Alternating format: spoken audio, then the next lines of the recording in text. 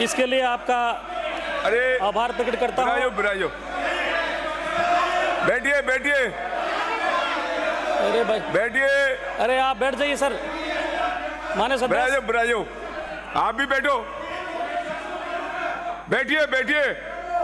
बुराइयो भारत रत्न बाबा साहब डॉक्टर भीमराव बुराइयो के कथन अनुसार कार्य करने की वास्तविक स्वतंत्रता केवल वहीं पर होती है जहां शोषण का समूल नाश कर दिया जाता है, जहां एक वर्ग द्वारा दूसरे वर्ग पर अत्याचार नहीं किया जाता है, जहां बेरोजगारी नहीं है, जहां गरीबी नहीं है, जहां किसी व्यक्ति को अपने धंधे के हाथ से निकल जाने का भय नहीं है, अपने कार्यों के परिणाम स्वरूप जहां व्यक्ति अपने धंधे की हानि, घर की हानि तथा रोजी रोटी की हानि के भय से मुक्त है। ये डॉक्टर भीमराव अंबेडकर साहब ने कहा। माननीय सभापति महोदय, आप बैठे बैठे बात नहीं करें। माननीय सदस्य, इस मौके पर देश के यशस्वी प्रधानमंत्री श्री नरेंद्र भाई मोदी जी को मैं धन्यवाद देना चाहूँगा कि आज जब से हिंदुस्तान में भारतीय जनता पार्टी की सरकार बनती है तब से लेकर अब तक कभी अनुसूचित जाति कभी जनजाति वर्ग से राष्ट्रपति के एक बहुत बड़े पद पे बैठाने का काम किया जाता है भारतीय जनता पार्टी के तरफ से। हमारे बीकानेर से आने वाले सांसद श्रीमान अर्जुन राम जी मेघवाल को बाबा साहब भीमराव अंबेडकर के बाद में अगर कोई पहला कानून और न्याय मंत्री बना है तो वो हमारे देश के यशस्वी प्रधानमंत्री नरेंद्र भाई मोदी जी ने बनाया है। भारतीय जनता पार्टी की कथनी करने में कोई अंतर नहीं है। अनुसूचित जाति जनजाति का जिस तरीके से विकास पर ध्यान देती है, मैं समझता हूँ ऐसा कांग्रेस कभी नहीं करती, सिर्फ संविधान की बात करती हैं। और बाबा साहब को संविधान से बाबा साहब ने लिखा और उनको जिस तरीके से पार्लियामेंट में जाने से रोका, ये भी काम कांग्रेस ने किया था। माननीय सभापति महोदय, राजस्थान सरकार भारत के संविधान के भाग 4 राज्य के नीति निर्देशक तत्व से संबंधित अनुच्छेद 46 अनुसूचित जातियाँ, अनुसूचित जनजातियाँ एवं दुर्लभ वर्गों की शिक्षा और अर्थ संबंधी हितों की अभिव्यक्ति करेगा और सामाजिक न्याय और सभी प्रकार के शोषण से उनकी सुरक्षा करेगा। अंतर्निहित लक्ष्यों की प्राप्ति के लिए पिछड़ी जाति कल्याण विभाग की स्थापना प्रथम पंचवर्षीय योजना के प्रारंभ 1951-52 में की गई। वर्ष 1955-56 में इस विभाग का नाम समाज कल्याण विभाग किया गया तथा राज्य सरकार ने दिनांक 21/2/2007 को एक अधिसूचना जारी कर इस विभाग का नाम सामाजिक न्याय एवं अधिकारिता विभाग कर दिया गया।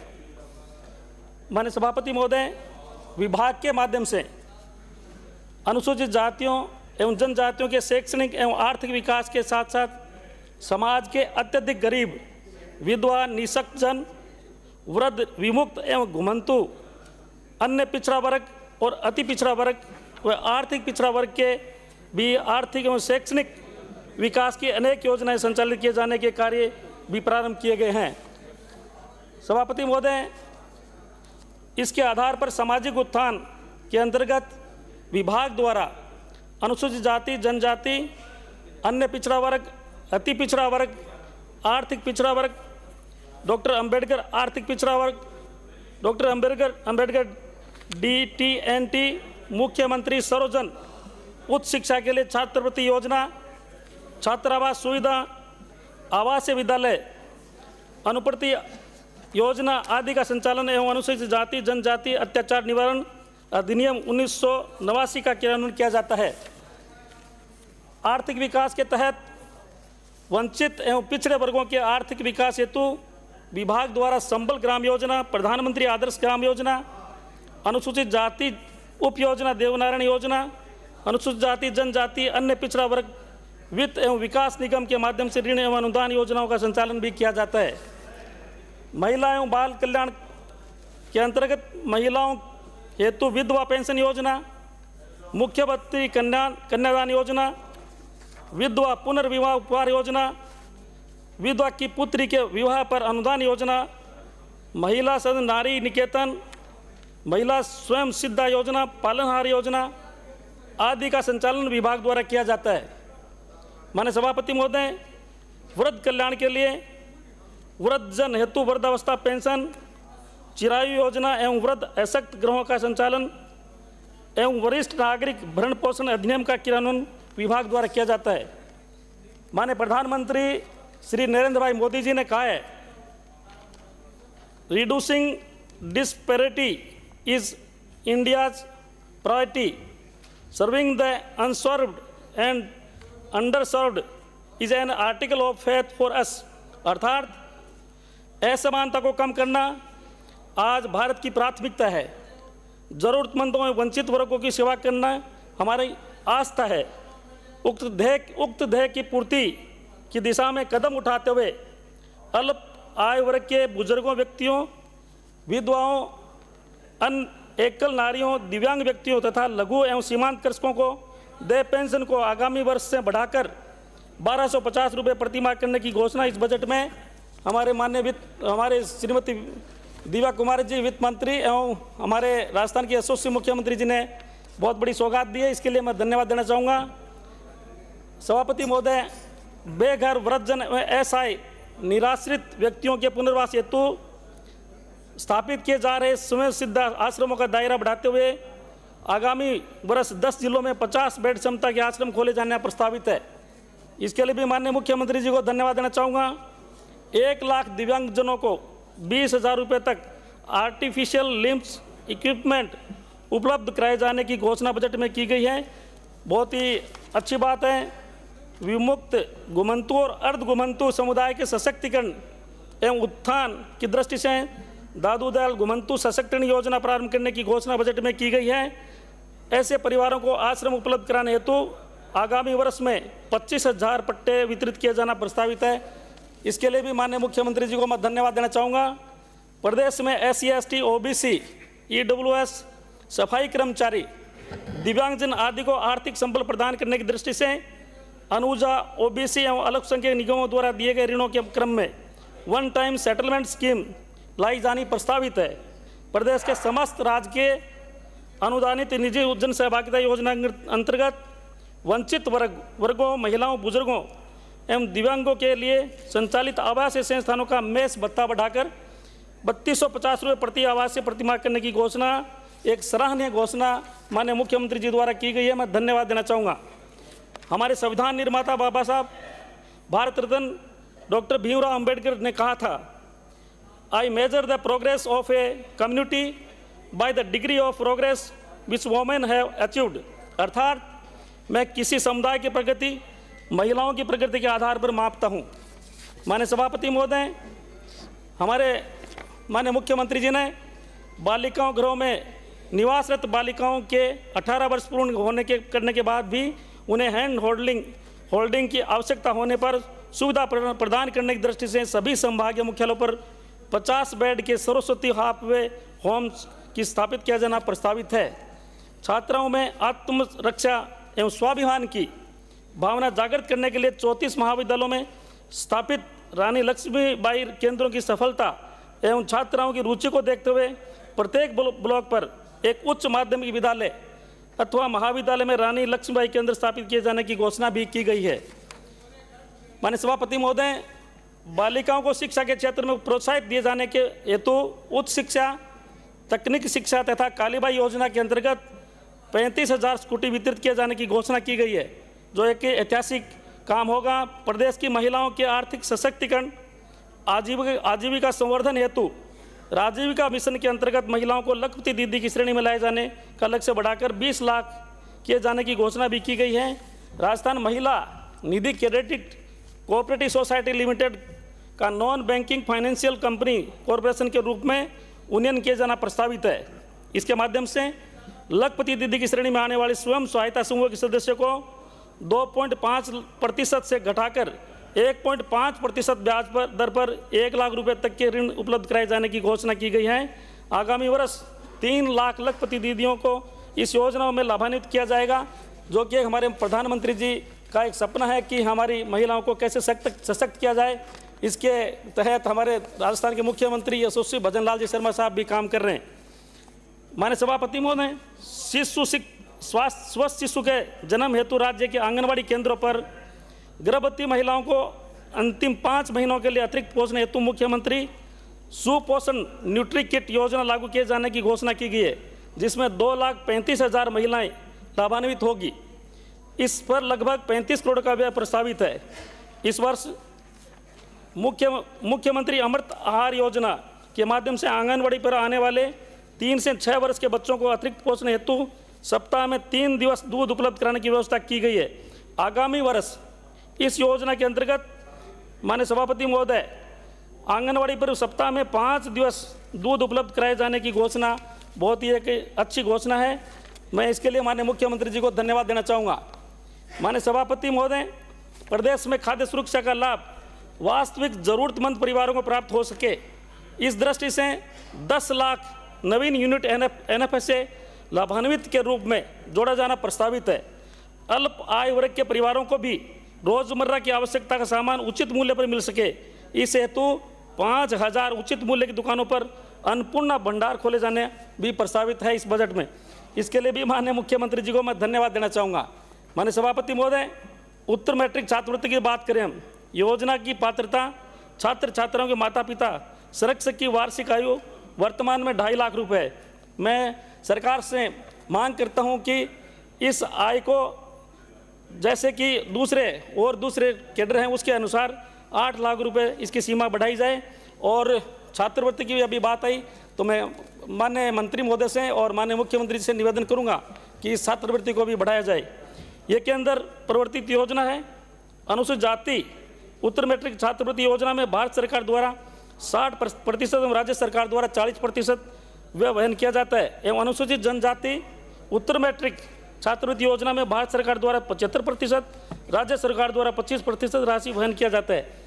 माननीय सभापति महोदय, उत्तर मैट्रिक छात्रवृत्ति अनुसूचित जाति के तहत वर्तमान सरकार कंटिन्यू सतत रूप से दे रही है। कई मान्य सदस्यों ने कहा कि छात्रवृत्ति नहीं दी जा रही है। मैं बता दूं आपको कि कांग्रेस सरकार में 2023-24 में जो इन्होंने व्यय किया 9,287.51 लाख रुपए, जबकि हमारे इस दिसंबर तक 2024-25 दिसंबर तक 10,495.43 लाख राशि व्यय की जा चुकी है, जो अनुसूचित जाति को उत्तर मैट्रिक छात्रवृत्ति दी जा रही है।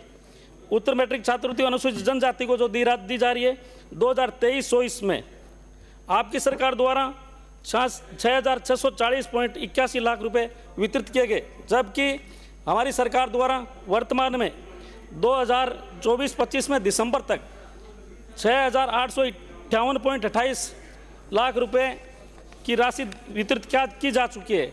तो मैं कहना चाहूँगा माननीय सदस्यों को कि हमारी सरकार कंटिन्यू जो सतत प्रक्रिया है छात्रवृत्ति की वो छात्रों को उपलब्ध कराई जा रही है। माननीय सभापति महोदय, मैं सरकार से मांग करूंगा कि जिस तरीके से पूर्ववर्ती सरकार वसुंधरा जी के समय में प्रत्येक नगर पालिका में 195 अम्बेडकर भवन बनाए गए थे, मैं मांग करूंगा कि आने वाले समय में अब हमारे मुख्यमंत्री जी से निवेदन करूंगा कि हर तहसील लेवल पर हमारे अनुसूचित जाति भाइयों के लिए अम्बेडकर भवन का निर्माण कराया जाए तो बहुत उचित रहेगा। और मैं एक मांग और भी करना चाहूँगा माननीय सभापति महोदय कि राजस्थान अनुसूचित जाति आयोग जो बना है, जैसे सफाई आयोग, कर्मचारी आयोग और भी हमारे अनुसूचित जनजाति आयोग, तो उनको वैधानिक दर्जा नहीं है। तो मैं आपसे मांग करूँगा आपके माध्यम से सरकार से कि इनको वैधानिक इस आयोग को वैधानिक दर्जा भी दिया जाए। बजट प्रावधान का लक्ष्य भी जो हमारे को दिया जाता है उसको समय पर पूरा किया जाए। माननीय सभापति महोदय, SC ST TSP के कोष में विगत सरकार ने 1,000 करोड़ की राशि दी थी, लेकिन हमारी सरकार बनते ही SC ST एवं TSP को गत बजट में ही राशि को बढ़ाकर 1,500 करोड़ रुपए कर दिया था तथा वर्तमान बजट में माननीय वित्त मंत्री सुश्री दिव्या कुमार जी एवं माननीय मुख्यमंत्री जी ने इस राशि को बढ़ाकर वर्तमान बजट में 1,750 करोड़ की घोषणा की है, जो बहुत ही धन्यवाद के पात्र हैं, जिसके लिए माननीय मुख्यमंत्री जी को मैं बहुत इनका आभार प्रकट करना चाहूँगा कि ये राशि बढ़ाई है। माननीय सभापति महोदय, कांग्रेस सरकार द्वारा पेंशन पेंशनों की पेंशन को 15% बढ़ाने का कानून बनाया था, लेकिन ये कोरी घोषणाएं थी। इनके द्वारा कोई 15% नहीं बढ़ाएगा। अपने समय में हमारी सरकार आते ही, सरकार बनते ही पेंशनों की पूर्व में दी जा रही राशि 1000 को बढ़ाकर 1150 रुपये किया, और वर्तमान बजट में इसको बढ़ाकर 1250 रुपये कर दिया गया है। इसके लिए माननीय मुख्यमंत्री जी का मैं धन्यवाद देना चाहूँगा। और जिस तरीके से माननीय मुख्यमंत्री जी ने इस राशि को 1 अप्रैल 2024 को झुंझुनू से राज्य स्तरीय कार्यक्रम करके माननीय मुख्यमंत्री जी भंजनलाल शर्मा द्वारा पेंशनरों को ये राशि डीबीटी के माध्यम से बढ़ी हुई पेंशन जारी की, एक साथ पेंशन जारी की है, बहुत ही अच्छी बात है। मैं इसके लिए भी माननीय मुख्यमंत्री जी का आभार प्रकट करना चाहूँगा। माननीय सभापति महोदय, हमारी सरकार ने दिव्यांगजनों को 2000 स्कूटियों का वितरण किया गया। मेरा मुख्यमंत्री जी से निवेदन है कि शेष रहे दिव्यांगजनों ने आवेदन जो कर रखा है, माननीय मंत्री महोदय यहाँ हमारे बीच हैं, उनको भी शीघ्र स्कूटियाँ वितरण करने का काम करें। और इसके लिए मैं एक चीज़ और बताना चाहूँगा कि जिस तरीके से स्कूटी दी जा रही है, वो उसको अगर इलेक्ट्रिकल स्कूटी प्रदान की जाएगी तो मैं समझता हूँ कि उनकी पेट्रोल डीजल की भी बचत होगी और बहुत अच्छा कार्य होगा। तो मैं माननीय मंत्री महोदय को आपके माध्यम से बताना चाहूँगा कि जो स्कूटी दी जा रही है उनको इलेक्ट्रिकल स्कूटी के रूप में दिया जाए। माननीय सभापति महोदय, मैं बात करूँ गाड़िया लोहारों के परिवारों के भवन निर्माण के लिए महाराणा प्रताप भवन निर्माण योजना अंतर्गत लाभान्वित उनको भी किया जा रहा है। अंतर्जातीय विवाह योजना अंतर्गत 22.82 करोड़ रुपए व्यय कर लाभान्वित किया जा रहा है। ये भी बहुत अच्छा कार्य क्या हो रहा है। माननीय मुख्यमंत्री एकल नारी समान पेंशन योजना के अंतर्गत 4325.86 करोड़ रुपए व्यय कर 18.04 लाख पेंशनरों को लाभान्वित किया गया है। और माननीय मुख्यमंत्री जी वृद्धजन सम्मान पेंशन योजना के अंतर्गत 8173 करोड़ रुपए व्यय कर 51.90 लाख पेंशनरों को लाभान्वित किया गया है। माननीय मुख्यमंत्री विशेष योग्यजन समान पेंशन योजना के अंतर्गत 963.11 करोड़ रुपए व्यय कर 6.26 लाख पेंशनरों को लाभान्वित किया जा रहा है। राष्ट्रीय वृद्धावस्था पेंशन योजना के अंतर्गत 832.22 करोड़ रुपए व्यय कर 8.49 लाख पेंशनरों को लाभान्वित किया गया है। राष्ट्रीय विधवा पेंशन योजना के अंतर्गत 419.80 करोड़ रुपए व्यय कर 4.10 लाख पेंशनरों को लाभान्वित किया गया है। पालनहारा योजना अंतर्गत 1283.86 करोड़ रुपए व्यय कर 6.15 लाख बच्चों को लाभान्वित किया गया है। अनुसूचित जाति अनुजा निगम द्वारा संचालित SC ST सरकारी कर्मचारी दिव्यांगजन एवं अन्य पिछड़ा वर्ग के 9185 व्यक्तियों को स्वरोजगार हेतु ऋण उपलब्ध कराया गया है। माननीय सभापति महोदय, मुख्यमंत्री कन्यादान योजना में 18 वर्ष या अधिक आयु की कन्या 2 कन्याओं की संतानों के विवाह हेतु 21,000 रुपये से अधिकतम 51,000 रुपये की सहायता दे है, जिसमें मैं मांग करता हूं कि इसको बढ़ोतरी कर 75,000 रुपये अगर कर दिया जाएगा तो बहुत ही अच्छा रहेगा। माननीय सभापति महोदय, मैं आपके माध्यम से बताना चाहूँगा कि दिव्यांगजनों के लिए स्कूटी की व्यवस्था जो मैंने बताया आपको, मैं मेरे विधानसभा क्षेत्र की बात करूं, माननीय सभापति महोदय, मेरे विधानसभा क्षेत्र में जिला स्तर पर